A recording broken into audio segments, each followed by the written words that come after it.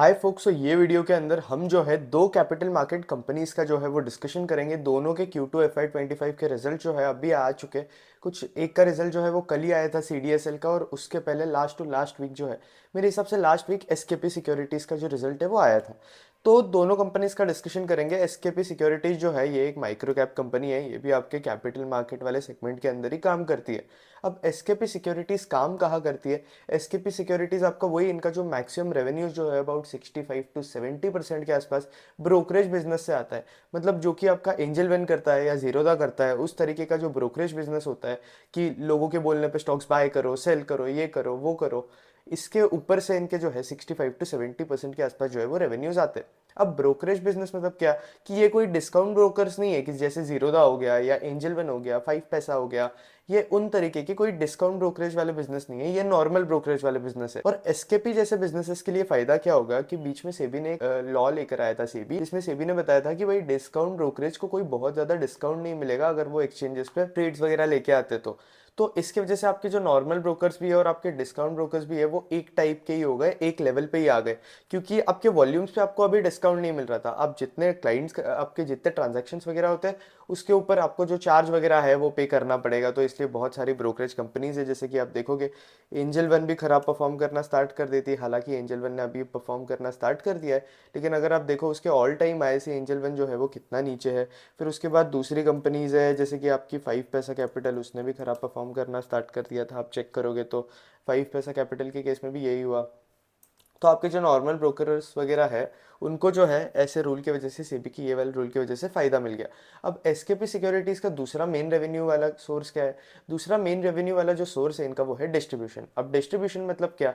जो mutual funds वगैरह होते हैं जो कि ये डिस्ट्रीब्यूट वगैरह करते हैं, लोगों को देते हैं, जाते हैं, इनके एजेंट्स वगैरह होते हैं जो कि म्यूचुअल फंड्स वगैरह सेल करते हैं, ये खुद ही एजेंट असाइन किए हुए बहुत सारी म्यूचुअल फंड्स कंपनीज से। अब जैसे कि म्यूचुअल फंड के अंदर आपके पास दो प्लान होते हैं, एक होता है डायरेक्ट प्लान, दूसरा होता है ग्रोथ प्लान।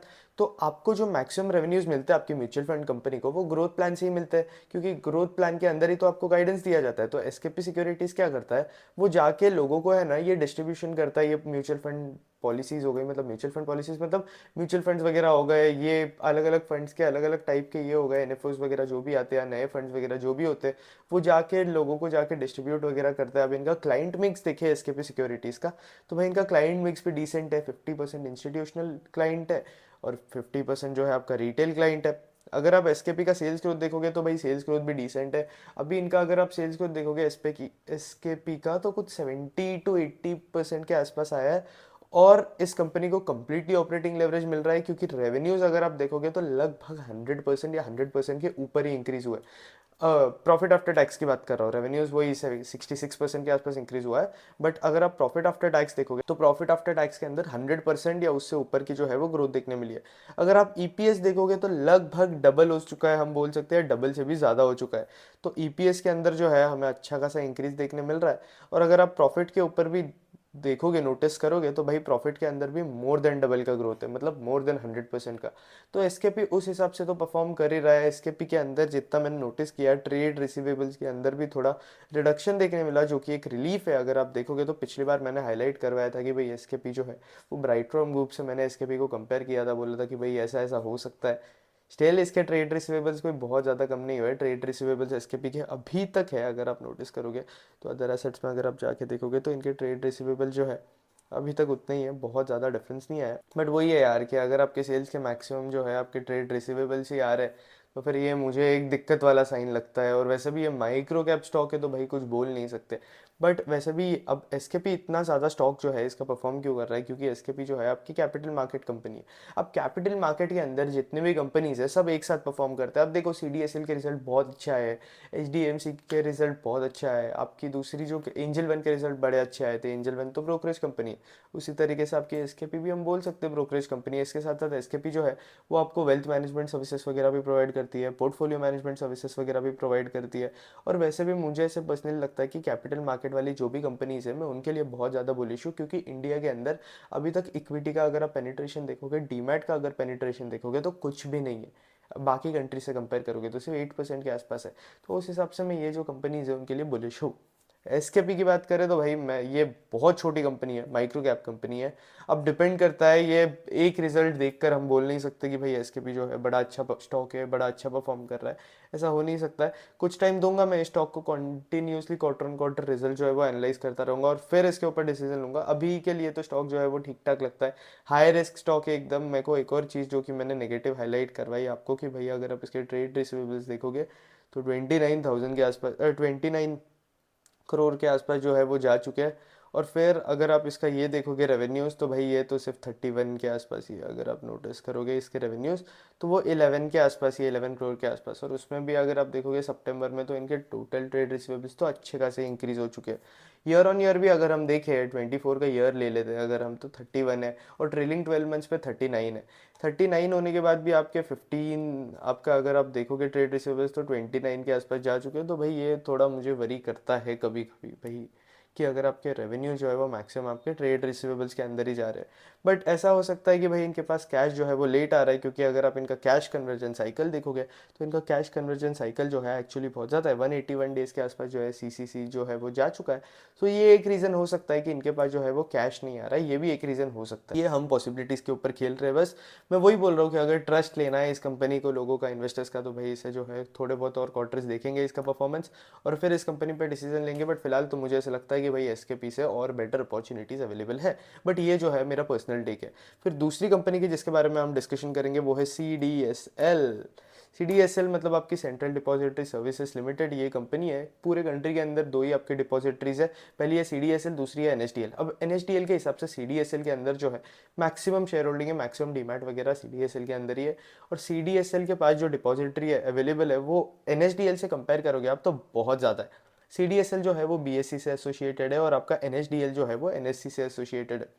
अब डिपॉजिटरी मतलब क्या, बहुत लोगों को बड़ा डाउट होता है कि भाई डिपॉजिटरी होती क्या है। तो जैसे कि आपके शेयर्स वगैरह होते हैं जो कि आप आपके ब्रोकर्स के थ्रू परचेस वगैरह करते हो, तो वो स्टोर कहाँ जाके होते हैं, वो CDSL और NSDL के डिपॉजिटरी में जाके जो है वो सीधा स्टोर हो जाते हैं। अब डिपॉजिटरी लगती क्यों है, क्योंकि हमारे पास शेयर जो है अभी फिजिकल फॉर्म में होते नहीं है, हम जो शेयर्स है वो अभी इलेक्ट्रॉनिक फॉर्म में यूज़ करते हैं। अब ये इलेक्ट्रॉनिक फॉर्म में जो शेयर्स होते हैं वो कहीं ना कहीं तो हमें स्टोर करके रखना ही पड़ेगा ना। तो जैसे कि आपके वेयरहाउस वगैरह हो गए जहाँ हम कमोडिटीज़ वगैरह स्टोर करके रखते हैं, दूसरी चीज़ें स्टोर करके रखते हैं, तो आप CDSL को उस टाइप का वेयरहाउस ही समझ लो जहाँ हमारे जो शेयर्स है वो इलेक्ट्रॉनिक फॉर्म में जो है वो CDSL के पास स्टोर्ड है। मतलब कल को आपका ब्रोकर कहीं भाग जाता है या फिर आपकी ब्रोकरेज कंपनी जो है उसके अंदर प्रॉब्लम हो जाता है, बंद हो जाती है, तो आपको डरने की ज़रूरत नहीं होगी, क्योंकि आपके जो शेयर्स है वो CDSL के अकाउंट में जो है वो स्टोर्ड रहेंगे। बट इसके अंदर जो है बेनिफिशियरी अगर आप देखोगे तो ये जो है आपके ब्रोकर के नाम पे जो है स्टोर्ड होते हैं। अगर आप देखोगे तो ब्रोकर्स के थ्रू ही CDSL के थ्रू वगैरह शेयर्स वगैरह स्टोर होते हैं CDSL के अंदर। और फिर उसके बाद एक और चीज़ है कि भाई आप जो है वो शेयर्स के एक्चुअल बेनिफिशियरी रहोगे, कि भाई कल को प्रॉब्लम होता है कुछ तो शेयर्स जो है वो आपको ही मिलेंगे और किसी को नहीं मिलेंगे। तो एक और चीज़ है, फिर CDSL का सिर्फ ये वाला बिजनेस ही नहीं, ऑब्वियसली CDSL का मेन बिजनेस जो है वो डिपॉजिटरी वाला ही है। लेकिन अगर आप CDSL के दूसरे बिजनेसेस देखोगे तो अभी इन्होंने जो है CDSL कमोडिटी रिपोजिटरी लिमिटेड के अंदर 52% होल्डिंग बना के रखी है, CDSL वेंचर्स लिमिटेड के अंदर इन्होंने 100% होल्डिंग बना के रखी है, और CIRL जो कि इनका इंश्योरेंस रिपोजिटरी लिमिटेड है उसके अंदर 54% के आसपास जो है कंपनी ने होल्डिंग बना के रखी है। अगर आप देखोगे तो भाई ये जो कमोडिटी वाला सीन है, CDSL का जो कमोडिटी वाला बिजनेस है, इसके अंदर ये लोग क्या करते हैं कि जो भी हमारी कमोडिटीज़ हो गई, गोल्ड हो गया, सिल्वर हो गया, दूसरी कमोडिटीज़ हो गई, उन्हें ये जो है अपने वेयरहाउस के अंदर स्टोर करके रखते हैं। और फिर उसके बाद ये जो ओनरशिप वगैरह है उसकी जो है उसे उसकी जो भी ओनरशिप होती है, मतलब आपकी कोई भी कमोडिटी होगी, बीट आपका गोल्ड हो गया, सिल्वर हो गया, उसे जो है ये लोग इलेक्ट्रॉनिक मोड के अंदर जो है वो स्टोर करके रखते हैं।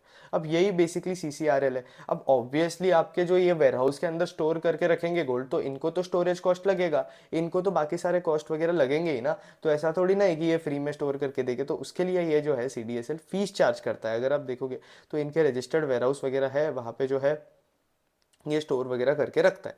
फिर CVL की बात करें तो CVSL जो है एक KRA सिस्टम पे जो है वो इम्प्लीमेंटेड है with the mutual fund industry. फिर उसके बाद अगर आप देखोगे तो इंडिया के अंदर जो लार्जेस्ट KYC रजिस्ट्रेशन इंडस्ट्री है पूरे कंट्री के अंदर अगर आप देखोगे तो वो CDSL ही है। और फिर उसके बाद अगर आप CVL को देखोगे तो ये जो है 2000 कंपनीज को जो है वो RTA सर्विसेज प्रोवाइड करता है। अब बहुत लोग सोच रहे होंगे कि RTA सर्विसेज क्या होता है। तो आपकी कोई भी कंपनी, आपकी कंपनी कोई भी बोनस करती है, डिविडेंड करती है, शेयर इशू करती है, रीपर्चेस करती है, जो भी कॉर्पोरेट एक्शंस होते रहते हैं, डिविडेंड्स दे देगी, स्टॉक बायबैक कर लेगी, ये सब जो एक्शंस वगैरह होते हैं ये सब आपके मेनली जो है वो RTA वगैरह करते हैं। क्योंकि कंपनी खुद तो नहीं करती बैठेगी इतना सब कि इसका रिकॉर्ड ऐसा है, इसका रिकॉर्ड वैसा है, इसको शेयर्स देने, इसको शेयर्स देने, ये सारा बहुत एकदम डिटेल्ड और एकदम इंटेंस काम होता है। तो ये जो काम है वो CDSL की CVL सब्सिडरी है वो करती है। फिर अगर आप इंश्योरेंस केस में बात करोगे तो अभी तक जो है इसकी इक्विटी होल्डिंग जो है वो 10 इंश्योरेंस कंपनीज के अंदर है और CDSL के अंदर भी है CIRL की। अब CIRL भी वही आपके इंश्योरेंस पॉलिसीज वगैरह जो है वो इलेक्ट्रॉनिक फॉर्म में जो है वो स्टोर करके रखता है। और जो भी पॉलिसी होल्डर्स वगैरह होते हैं उन्हें जो है CIRL जो है कोई चार्ज वगैरह नहीं करता है। जो भी चार्जेस वगैरह होते हैं वो सीधा आपके इंश्योरेंस कंपनी को ही पे करने पड़ते हैं, पॉलिसी होल्डर्स को कुछ पे नहीं करना पड़ता है। हाँ, एक और चीज़ है कि अगर आप CDSL का रेवेन्यू स्टेटमेंट देखोगे तो भाई CDSL के जो मैक्सिमम रेवेन्यूज़ है वो इश्यूअर इनकम से आ रहा है। अब CDSL जो है जैसे कि अगर आप देख सकते हो बेसिकली कि भाई आपके IPOs वगैरह आते रहते हैं, आपकी बहुत सारी कंपनीज होती है कॉर्पोरेट एक्शंस करती होती है। अभी ये कॉर्पोरेट एक्शंस या IPOs ये सब जो भी हो रहा है कैपिटल मार्केट्स के अंदर, ये फ्री में थोड़ी ना होता है, हर एक चीज़ का जो है वो पैसा लगता है और ये पैसा जो है वो CDSL को मिलता है। अब आपके जितने ज़्यादा IPO आएंगे ना उतना ज़्यादा आपका CDSL बेटर परफॉर्म करेगा। तो वही है। अगर आप एक और चीज़ नोटिस करोगे तो अभी CDSL के स्टॉक ने जो है वो अच्छा खासा रिटर्न देती है एक साल के अंदर, ओवर 114% के आसपास, और पिछले 3 साल के अंदर भी अच्छा खासा रिटर्न दे दिया है। अब CDSL के स्टॉक ने इतना अच्छा खासा रिटर्न क्यों दिया है? नंबर ए कि भाई ये जो इनके रेवेन्यूज है, बड़ी टॉप लाइन जो है बड़ी फास्ट पेस पे इंक्रीज कर रहे हैं। अब CDSL की टॉप लाइन इतने फास्ट पेस पे इंक्रीज कैसे हो रही है? अगर आप देखोगे तो भाई पिछले 7-5 साल के अंदर इसने जो अपने रेवेन्यूज है वो 66% से ग्रो किए, कैगर के आसपास। तो CDSL का अगर आप देखोगे तो भाई पिछले 5 सालों में बहुत बड़े बड़े IPOs आए। अभी एक साल की भी बात कर लो तो अभी भी बहुत बड़े बड़े IPOs वगैरह आए हैं। जितने ज़्यादा IPOs आएंगे उतना ज़्यादा CDSL को जो है वो बेनिफिट होगा। तो ये सब कुछ चीज़ें होती है जिसकी वजह से CDSL जो है वो अर्न भी करता है। अगर आप एक और चीज़ नोटिस करोगे तो जितना ज़्यादा आपका कैपिटल मार्केट परफॉर्म करेगा अच्छा, उतनी ज़्यादा आपकी कैपिटल मार्केट वाली कंपनीज परफॉर्म करेगी। और अभी तक मुझे ऐसे पर्सनली लगता है कि इंडिया के अंदर जो है वो डीमैट अकाउंट बहुत कम है। तो जैसे जैसे इंडिया के अंदर डीमैट्स इंक्रीज होते जाएंगे CDSL के भी जो रेवेन्यूज़ है वो कॉन्स्टेंटली इंक्रीज होते जाएंगे अगर आप देखोगे तो। फिर उसके बाद CDSL के जो मैक्सिमम रेवेन्यूज़ है वो इशूअर इनकम से आते हैं 80 के आसपास। इनका टोटल इस बार कुछ इनकम 324 के आसपास था, तो उसमें से जो है इनके 80 के आसपास जो है वो इशूअर इनकम से आ रहे हैं। फिर उसके बाद 83 जो है वो ट्रांजैक्शन चार्ज है। अब आप CDSL के अंदर शेयर्स वगैरह स्टोर वगैरह करके रखते हो, जब वो आपके अकाउंट से डेबिट वगैरह होते हैं तो ऑब्वियसली आपको चार्जेस वगैरह भी लगते हैं। 13.5 रुपीज़ के आसपास कुछ चार्जेस है जो कि आपको लगते हैं। फिर IPO की बात करें तो IPO से इनके कुछ 52 के आसपास जो है वो रेवेन्यूज़ आए। और फिर डिविडेंड इनकम की बात करें तो हम 48 के आसपास जो है वो आ चुके हैं। CDSL का मैक्सिमम कॉस्ट वही है कि भाई ये जो है एक टेक्नोलॉजी कंपनी की तरह ही हो गया कि हर चीज़ जो है वो इलेक्ट्रॉनिक फॉर्म में स्टोर करके रखेगी। तो इनके एम्प्लॉय कॉस्ट, IT कॉस्ट वगैरह, जो एडमिन कॉस्ट वगैरह होते हैं वो कंपैरेटिवली थोड़े ज़्यादा रहेंगे और यही इनके मेन कॉस्ट रहेंगे अगर आप देखोगे तो। अब CDSL के रिजल्ट्स की बात करें तो भाई CDSL के रिजल्ट जो है, CDSL ने अपने रेवेन्यू जो है कुछ 66% के आसपास इंक्रीज़ किए। मेरे को एग्जैक्ट याद नहीं आ रहा है, 1 मिनट देखेंगे हम। तो CDSL ने अगर आप देखोगे तो इनके रेवेन्यूज जो है इन्होंने 55% के आसपास इंक्रीज़ किए हैं कंसोलिडेटेड लेवल पे। बट मेरे हिसाब से 66 के आसपास जो इन्होंने इंक्रीज़ किए है इनकम स्टेटमेंट में, जितना मैंने देखा था। फिर उसके बाद अगर आप देखोगे एक और चीज़ तो भाई CDSL का प्रॉफिट आफ्टर टैक्स के अंदर हमें जो है अच्छा खासा ग्रोथ देखने मिल रहा है। मतलब कंपनी के अंदर जो है हमें ऑपरेटिंग लेवरेज जो है वो देखने मिल रहा है। तो ये एक और पॉजिटिव बात हो जाती है CDSL के लिए कि भाई हमें अभी भी ऑपरेटिंग लेवरेज देखने मिल रहा है इस कंपनी के अंदर। अगर आप देखोगे तो टोटल इनकम इसने Q2 FY25 का अगर आप देखोगे और FY24 का देखोगे तो 359 टोटल इनकम अभी जा चुकी है। इसके पहले 230 थी, तो 30 के आसपास थी। तो अगर आप देखोगे तो टोटल इंक्रीज जो है जो कि हमें देखने मिल रहा है वो है 56% का। और ऑपरेटिंग लेवरेज हमें इस कंपनी के अंदर देखने मिल रहा है जो कि एक और पॉजिटिव बात है। तो CDSL एक ऐसा बिजनेस है जिसके लिए मैं पर्सनली बहुत ज़्यादा बुलिश हूँ। CDSL भले ही अच्छे खासे रिटर्न दे चुका है एक साल के अंदर, बट मुझे ऐसे पर्सनली लगता है कि CDSL जो है अभी भी अच्छा परफॉर्म कर सकता है। क्योंकि अगर आप देखोगे तो IPOs वगैरह तो आते ही रहेंगे, बहुत सारी कंपनीज, SME कंपनीज, ये कंपनीज वो कंपनीज, हर एक कंपनी को देख रहा हूँ मैं आजकल की सब कंपनी को अपना जो है स्पेशल IPO लेकर आना है। तो आईपीओस वगैरह आते रहेंगे, इसके साथ साथ आपके डीमैट अकाउंट्स भी कॉन्स्टेंटली इंक्रीज होते जाएंगे इंडिया के अंदर। और कमोडिटीज़ वगैरह भी इलेक्ट्रॉनाइज्ड फॉर्म में कर रहे हैं। इसके साथ साथ इंश्योरेंस पॉलिसीज़ के ऊपर भी ये लोग जो है वो काम कर रहे हैं। इंश्योरेंस पॉलिसी का बिजनेस जो है अगर आप देखोगे तो अभी अभी नेसेंट स्टेज पे है, बट वही है कि इतनी सारी चीज़ें जो है इतना ज़्यादा एक साथ कर रही है, तो भाई सी डी एस एल के लिए मैं पर्सनली बहुत ज़्यादा बुलिश हूँ कि मुझे ऐसा लगता है कि आगे जाकर जो है ये स्टॉक अच्छा परफॉर्म करेगा। बट एक रिस्क हो जाता है सी डी एस एल पे कि भाई ये जैसे कि एक है, हम देखोगे तो ये कैपिटल मार्केट कंपनी है। अब कैपिटल मार्केट कंपनी सारी अच्छी परफॉर्म करती है एक साथ, या तो सारी खराब परफॉर्म करती है। तो जो पॉइंट ऑफ टाइम पे सी डी एस एल का जो रेवेन्यू ग्रोथ है वो स्लो डाउन देखने मिलेगा। मैं अभी ऐसे पर्सनली मुझे तो नहीं लगता है कि स्लो डाउन देखने मिल सकता है, क्योंकि अभी करंटली जो है वो बुल मार्केट चल रहा है। बट जस्ट इन केस हमें जो है वो स्लो डाउन देखने मिलेगा, तो भाई मुझे ऐसा लगता है कि कुछ टाइम के लिए ये जो कंपनीज है, एक मीडियम टर्म के हिसाब से जब से स्लो डाउन स्टार्ट होगा तब से मीडियम टर्म के लिए ये जो कंपनीज है कैपिटल मार्केट कंपनीज, आपका एंजल वन हो गया, सीडीएसएल हो गया, एसकेपी की बात कर लो या दूसरी जो भी कैपिटल मार्केट से रिलेटेड कंपनीज है, वो अच्छा परफॉर्म नहीं करेगी। बीट आपका एचडीएफसी हो गया, नुवामा हो गया आपका, फिर वो वेल्थ फर्स्ट पोर्टफोलियो मैनेजर्स हो गए। तो ब्रोकरेज के अंदर बिजनेस जो है वो इन्वॉल्व है, कैपिटल मार्केट्स के अंदर इन्वॉल्व है, डिपॉजिटरी वगैरह, ये जो बिजनेसेस है ये अच्छा नहीं करेंगे अगर रेवेन्यू के अंदर जो है वो स्लो डाउन देखने मिल गया। तो अब तक तो कोई प्रॉब्लम नहीं है, बट आगे जाकर जो है वो हमें प्रॉब्लम देखने मिल सकता है। इसलिए हमें जो है सी डी एस एल और ऐसे बिजनेसेस को कॉन्स्टेंटली ट्रैक करते रहना पड़ता है कि भाई जब प्रॉब्लम हमें जो है वो लग रहा है कि भाई प्रॉब्लम हो सकती है, तब हमें जो है ऐसे बिजनेसेस से एग्जिट कर लेना चाहिए। और फिर जब चीज़ें जो है वो ठीक होना स्टार्ट हो जाएगी तो फिर से एंटर कर देना चाहिए। नहीं तो फिर वो कैपिटल फालतू का अटका कर कोई पॉइंट नहीं है। इससे तो आप उसे दूसरी जगह डिप्लॉय कर दो जहाँ से आपको ज़्यादा रिटर्न्स आते रहे। यही करना पड़ता है आपको, यही स्टॉक मार्केट की रियल स्टोरी होती है। बाकी इस वीडियो को बस हम इतना ही रखेंगे। आपको वीडियो अच्छा लगा तो वीडियो लाइक कर देना, कंटेंट अच्छा लगा तो चैनल सब्सक्राइब कर देना। That's it, thank you for watching. और अगर आपको और कोई कंपनी के Q2 अपडेट चाहिए होगे तो कमेंट सेक्शन में आकर बता देना। और हाँ, ये वीडियो के अंदर हमने जो भी कंपनी के अपडेट्स वगैरह डिस्कस किए, कोई स्टॉक रिकमेंडेशन नहीं है, कोई बाय सेल रिकमेंडेशन नहीं है। ये सिर्फ हमने एजुकेशन पर्पस के हिसाब से जो है वो डिस्कशन की है, ताकि मैं अपने व्यूज़ जो है बता सकूँ इन कंपनीज़ के। अभी Q2 रिजल्ट्स आया उसके ऊपर मेरे क्या व्यूज़ है। बाकी इस वीडियो को बस हम इतना ही रखेंगे। That's it, thank you for watching.